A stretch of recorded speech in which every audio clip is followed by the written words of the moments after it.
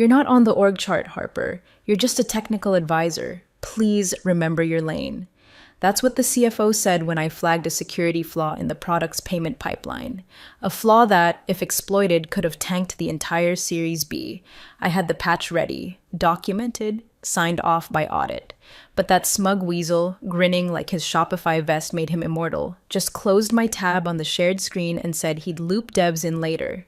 I didn't argue, I just smiled, made a note, and uploaded the patch into the inactive staging environment I still controlled. Quietly. Because if there's one thing you learn as a woman in tech, especially one pushing 40 who's already been burned by co-founder drama, it's that silence buys you time and time buys you leverage. The truth? I wasn't even supposed to be here. 6 months ago, I was pulled back in like a ghost through a backdoor clause no one remembered writing. Clause 6.4b. Founding technical architect may be reinstated as critical systems consultant in the event of strategic restructuring.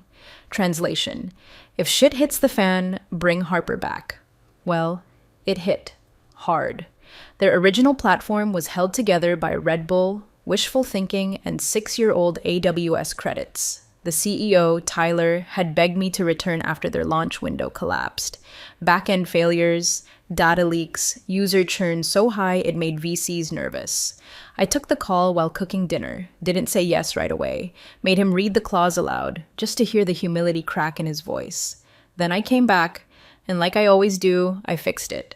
Not with fanfare, not with slides, just clean systems, airtight compliance layers, automated risk dashboards, and a licensing model that finally passed legal review without looking like it was written by a drunk intern. If you're still listening to this and haven't subscribed yet, hey, 97% of people don't. But it keeps this madness going, so give it a like, drop a sub. It really helps the team behind the scenes. All right, back to it. They handed me the flaming wreck of a company and I built them a runway. But here's the catch. No one wants to credit the repairwoman when the plane starts flying again. They want new blood, flashy decks, a story they can pitch to funds without having to explain how the founder's ex had to duct tape the engine back together. So they started icing me out. First, my invites to sprint planning quietly disappeared. Then Tyler forgot to include me in strategy syncs. Suddenly, I wasn't on any mailing lists for the Series B prep, even though my compliance doc had been copy-pasted into the investor due diligence packet with my name scrubbed out. And when I called it out, silence. Then a miscommunication apology, then nothing. That's when the new VP of product arrived. Chase Danner, MBA slick, hair too neat, voice like a TED Talk with a superiority complex. He shook my hand with 2 fingers like I'd handed him a wet napkin. I've heard something about your contributions, he said. But moving forward, let's keep it high level, yeah? We don't want to bore investors with code. I looked at Tyler, who just nodded along like a bobblehead with guilt. Whatever helps, I said, and walked out. But I didn't walk far, just far enough to buy time. Because while they were busy playing politics, I was still under contract. And more importantly, I'd rewritten their infrastructure in a way that made me essential. They didn't even know how much of it I still quietly controlled. But they were about to find out. The first time I met Chase Danner, he wore loafers with no socks and clapped after his own joke. Said something about disrupting disruption, then laughed like he'd solved global warming. Tyler introduced him with too much eye contact and not enough shame. Chase is going to bring a new polish to our process, he beamed. Help us level up the narrative. Narrative, not product, not infrastructure, not stability, narrative. Translation. We're throwing lipstick on a pig and hoping the VCs are too hopped up on catered espresso to notice the snout. Chase pulled me into a one-on-one that same day. Said it was a sync, but really it was a performance review I never signed up for. Look, Harper, I respect the groundwork you've laid, he said, which is corporate for I'm about to dismiss you. Then he hit me with the punchline. But your segment in the pitch deck, it's too in the weeds. No one wants to hear about encrypted license trees or zero trust frameworks. These investors want story, vision, not a postmortem from a DevOps boot camp. He was so proud of himself. Sat back like he expected me to high-five his insight. I just blinked, slowly, then asked, and who's overseeing the risk declarations in the compliance packet? He blinked faster than I did. Legal? Nope, I said, and stood up. The next morning, I opened the deck folder to prep for a walkthrough with our lead investor, Priya Shore. My section, originally 15 minutes of core system walkthrough and risk audit clarity, had been gutted. 5 slides remained. One was just a stock photo of a rocket. My notes? Gone. Voiceover timing rewritten by Chase without telling me. I didn't rage, didn't even email. I opened a separate tab, restored my original version, and uploaded it to the hidden backup instance of the deck I maintained for exactly this kind of stunt. It was synced with the investor call link, pre-authorized through my sandbox environment. Unless someone manually overrode the routing, the system would default to my copy. They didn't know that, because they didn't bother to ask how any of it actually worked.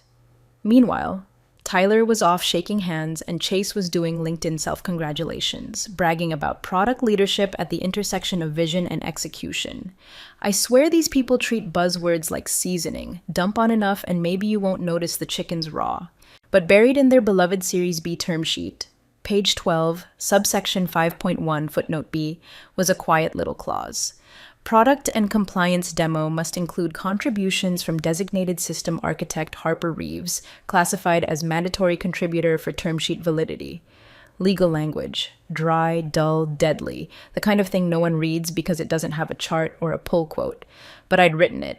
And more importantly, I'd negotiated to keep my name in that clause when I came back. They were too busy swapping slides to notice. Too busy selling narrative to remember who built the damn narrative engine. So I waited. Not like a deer, like a fuse. The call had that brittle, artificial cheer companies force feed into high-stakes investor demos. Everyone in suits. Everyone pretending. Tyler opened with his usual nervous energy, throwing around phrases like hyper-growth trajectory and user velocity, which, to be clear, meant absolutely nothing. Priya Shore was already sipping from a mug that said, data or it didn't happen. Her face didn't move once. They ran through the fluff, branding, team intros, pipeline, which Chase insisted on narrating himself.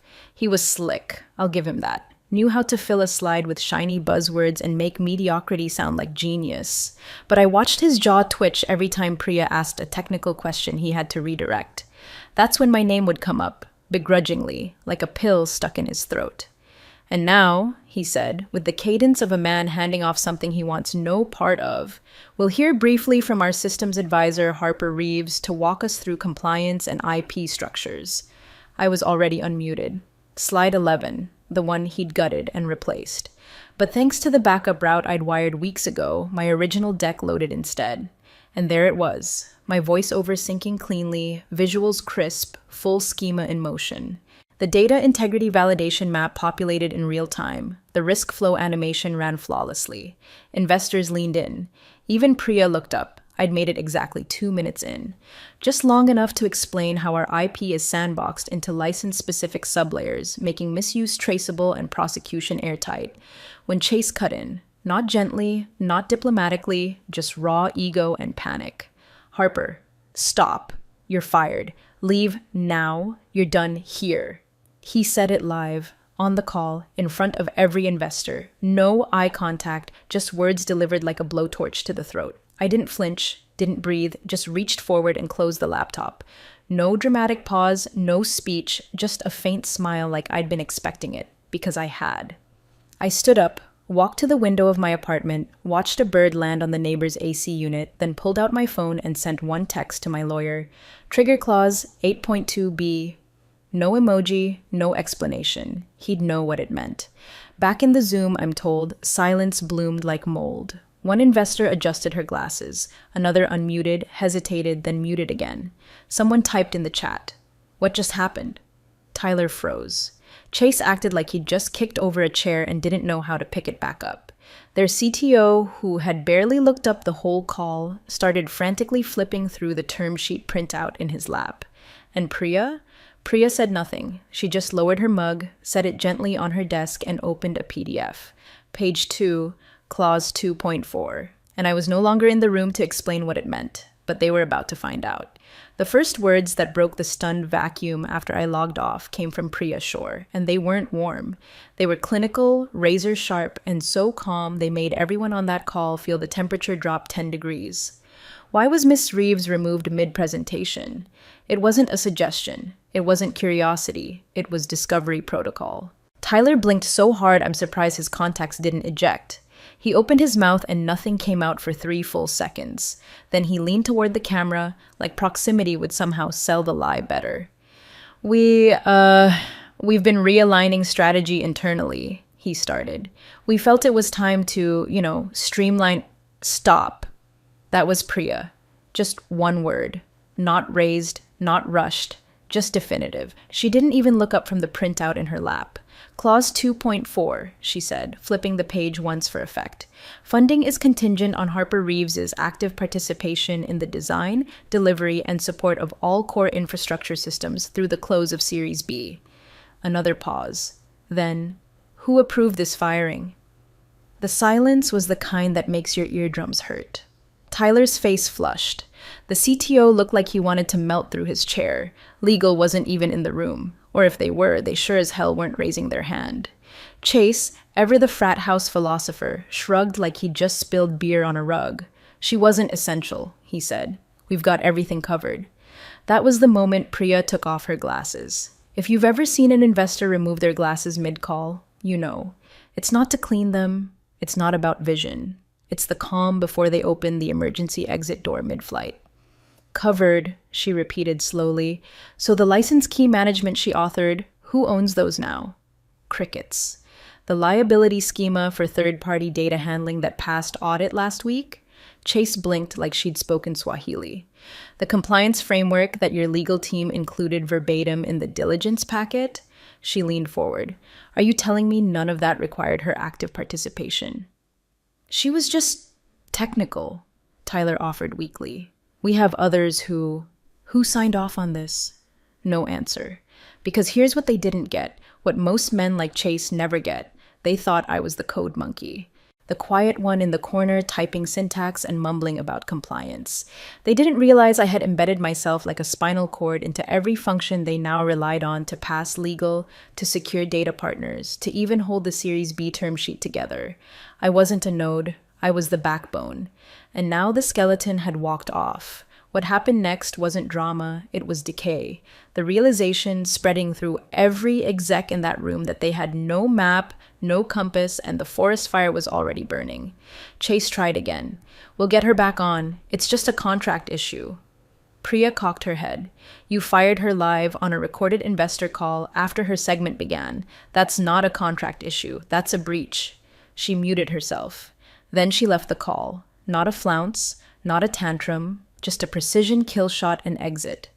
Tyler looked like someone had pulled his spine out through his ear canal. One engineer pinged Slack. What just happened? Priya rage quit? No, she didn't rage, she confirmed. Back in my apartment, my phone buzzed. My lawyer's reply. Clause 82B activated, standing by. I turned off notifications, boiled water for tea, let them scramble. The real panic hadn't even started. At 10:43 a.m., the investment firm's legal counsel sent a single-line email to the company's internal legal alias. No greeting, no signature, just, confirm Harper Reeves's current role and system access status by 5 p.m. EST today or funding is suspended. That email hit like a lightning strike inside a termite-riddled attic. The fire didn't spread, it exploded. Tyler called an emergency leadership sync. Chase came in late, still chewing something, half smiling like it was all a clerical misunderstanding. The CTO looked pale and glassy-eyed, as if realizing in real time just how many systems had Harper's fingerprints coded into their DNA. Legal stammered something about reviewing contracts. They hadn't even pulled mine yet. Meanwhile, IT tried to get clever. They assumed I'd be like the rest of the consultants they could freeze and reinstate with a few toggles in Okta. So they tried re-enabling my old account. Reset password, restore roles, role access forward. Nothing worked. What they didn't know, and never thought to ask, was that at 5:19 that same morning, I'd already deactivated my account from the inside. Because I'd built the authentication ladder myself. I knew every route, every dependency chain, every recovery loophole. And I'd rewritten the privilege thresholds weeks ago, rerouting them through a self-expiring key that, once triggered, revoked admin access and locked the system behind an escrowed third-party vault. They needed me to unlock it. I needed nothing. By noon, a whisper campaign had started inside Slack. Engineers were screenshotting buried commit logs showing my author stamps on major framework modules. One found a flowchart labeled Liability Exposure Proxy Layer with a note in the corner, HR, my initials, next to the compliance director's sign-off. Someone else posted a screenshot of the encrypted licensing tree. Every digital certificate for third-party integration still tethered to a root key issued under my temp credentials. Someone else posted a time-stamped PDF titled Data Handling Memo, Phase 2, marked confidential, authored by me. Each file was another domino. Chase, cornered but too arrogant to feel it yet, tried to get ahead of it. He issued a company-wide message. Just to clarify, Harper was one of several contributors to our system planning. While valuable, her work was transitional and has been fully absorbed by internal teams. He thought that would be the end of it, until one engineer replied publicly to the thread. Respectfully, that's false. Half the current deployment plan links directly to her sandbox, and we still don't have access to the vendor compliance license. Legal's been asking for days. No emoji, no sarcasm, just facts. The CTO messaged Chase directly. This isn't manageable. You need to fix this now. But there was nothing to fix. Not quickly, not legally, not without me. I watched it all unfold without typing a word. Didn't log into Slack. Didn't post. Didn't call. They had spent 6 months treating me like a plug-and-play module. Now they were realizing I'd been the motherboard the entire time, and I'd just powered down. The board call started at 11:17 p.m., cameras off, voices low, no preamble, just the sound of heavy breathing, paper shuffling, and the occasional clink of someone pouring bourbon into a glass. Tyler opened it with the energy of a man who'd been dragged behind a truck for 8 hours. Thanks for joining. We've had some developments. Understatement, growled the director of ops. You torched our funding call midstream and terminated a named clause contributor. We're lucky Priya hasn't filed an injunction.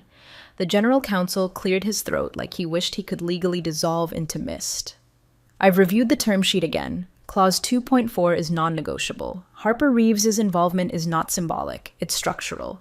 She's tied into every tech deliverable from phase 1 through post-close audit. She's just one consultant. Chase cut in, voice brittle. No, she isn't, counsel snapped. And if you'd read anything I sent the last 2 quarters, you'd know that. We've already breached 2 vendor agreements by losing her signature authority. 3 more will lapse in 72 hours if she doesn't authorize license handoff. We are legally cornered. The silence that followed wasn't confusion, it was recognition.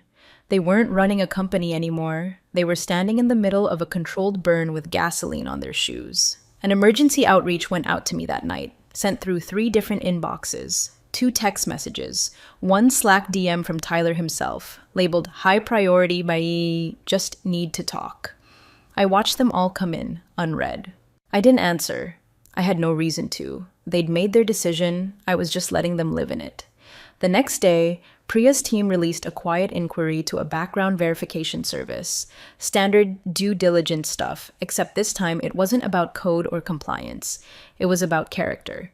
And what they found about Chase was enough to make even Tyler's voice crack on the next call. Turns out, at his last startup, one funded under Priya's smaller VC umbrella, Chase had overlooked a financial misreporting incident tied to customer churn metrics. Nothing criminal, but deeply unethical, swept under the rug during acquisition, but the report was still floating in the investor archives. Priya found it in under 6 hours. Why wasn't this flagged in the hiring process? Someone on the board asked. Tyler had no answer. He'd vouched for Chase personally. Fraternity ties, shared trust, all that legacy garbage they love to call gut instinct. Meanwhile, my original contract finally resurfaced. Counsel read it aloud like he was narrating a war crime. The undersigned, Harper Reeves, is designated as critical consultant per Section 3.1a. Furthermore, under 8.2b, Ms. Reeves retains fallback licensing rights to any IP she personally authored, should material breach or involuntary removal occur during active funding cycles. Someone coughed. Fallback licensing rights? It means, counsel said, flat and grim. She owns it. Not exclusively, but enough that we can't deploy, license, or modify any of her systems without her express consent. She built her own kill switch. Can we reverse it? Someone asked quietly. No. And then, She really didn't tell anyone? She didn't need to, counsel replied. We signed it. It's on record. We just never expected her to use it. Tyler sank further into his chair. Chase had gone silent, the kind of silence that leaks sweat through your shirt. They'd built a pitch without reading the instruction manual, and now the hands that wired the entire machine had walked out with the only copy. The call with Priya was scheduled for 6:30 a.m. sharp. No calendar invite, just a short message from her executive assistant. Ms. Shore requests a private conversation. Direct line, no intermediaries. I answered on the first ring. Harper, she said, her voice cool, composed, not pretending this was friendly. I've read every document, every commit log, every clause. I know what you did. I didn't apologize. I didn't thank her. I just said, then you understand why I left. There was a beat of silence on her end, not hesitation, respect. I do, she said. I also understand that this company cannot secure Series B without your consent. Another pause. I'd like to offer a solution. No titles, I replied. No team management. I'm not coming back as an employee. Priya didn't object. I want full licensing rights, non-transferable, contracted through my own LLC. I remain an external asset, not a staff member. Every line of code, every data structure I authored stays mine unless sublicensed explicitly. Understood, she said. I want retroactive payment, double what I was promised in the original consulting contract. Full back pay, no negotiation. Done. Chase is gone, effective immediately. He resigned this morning. I want Tyler out. CEO title vacated. I don't care who replaces him, but he's done. Another breath. Board vote already passed. He's out. We're moving forward with interim leadership.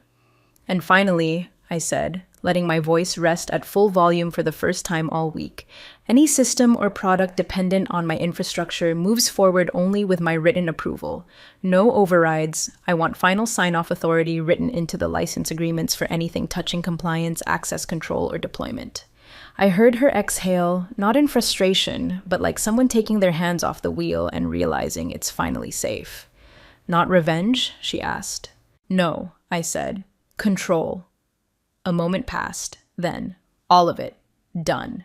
No ceremony, no legal tug of war, just clean, surgical execution. We ended the call without small talk. No congratulations. No great to reconnect. Just the unmistakable sound of a balance shifting. Within the hour, my new contract was in my inbox. PDF, notarized, time-stamped. The transfer of IP licensing rights was formalized under a new entity I'd set up months ago. Quietly, preemptively. The logo was simple, just a single letter and a line. Because this wasn't about branding, it was about leverage. The company didn't belong to me, but its future ran through my desk now. I didn't return to the office. I didn't ask for a welcome back. They'd made that impossible. I didn't need a chair at their table. I'd built the foundation underneath it. The press release dropped at 7:01 a.m. on a Tuesday, buried under a wave of fintech funding headlines, but anyone paying attention felt the shift. The title was polished PR nonsense, leadership restructure, and strategic realignment, but the subtext was blood in the water. No quotes from Tyler, no mention of Chase, just a sterile paragraph announcing an interim leadership team and new compliance-led oversight practices. The kind of language that only surfaces after someone with real power says, "Clean house. Now." Internally, the reaction split. The old guard, those who'd played ping-pong with Tyler and laughed at Chase's pitch deck puns, either clammed up or quietly jumped ship. The engineers?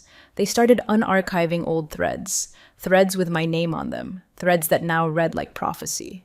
Meanwhile, Chase deleted his LinkedIn in the middle of the night. His last post, a smug selfie with the caption, "Building Legends from the Inside," was gone. Scrubbed. No goodbye, no announcement, just digital vapor. Tyler, ever the coward, didn't even offer an exit interview.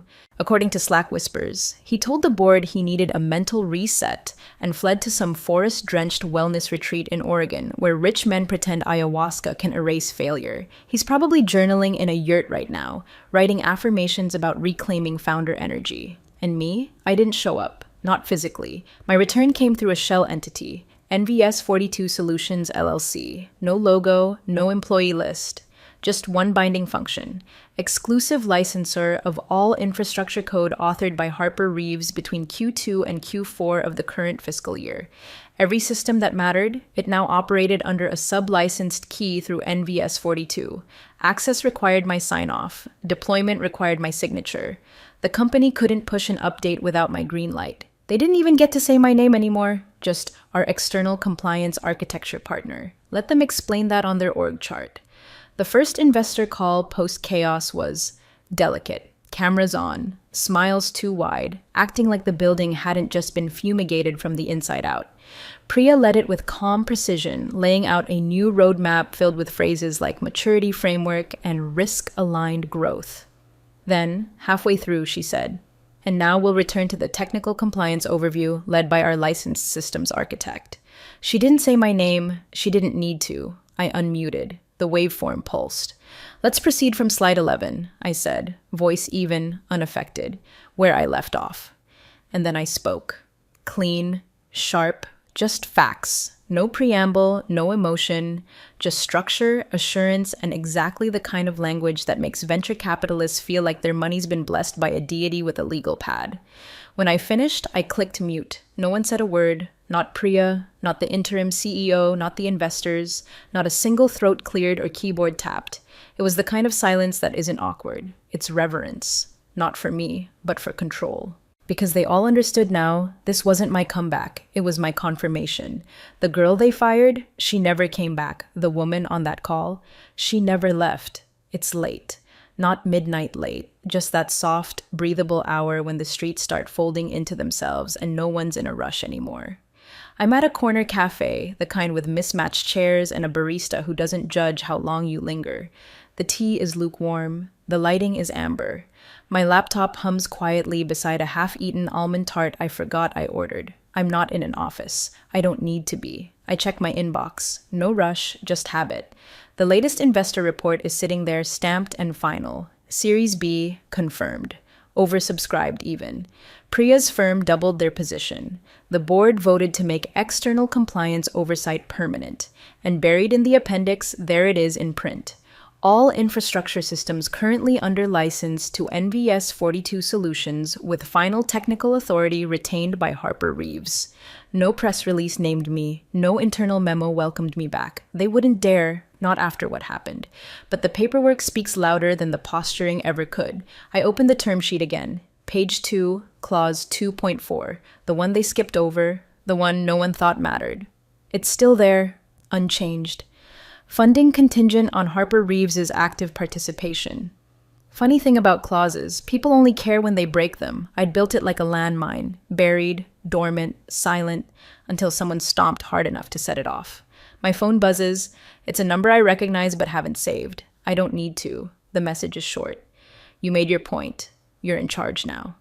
I stare at it for a moment. No emoji, no signature, just reluctant surrender written in the language of cowards. I don't reply. What's there to say?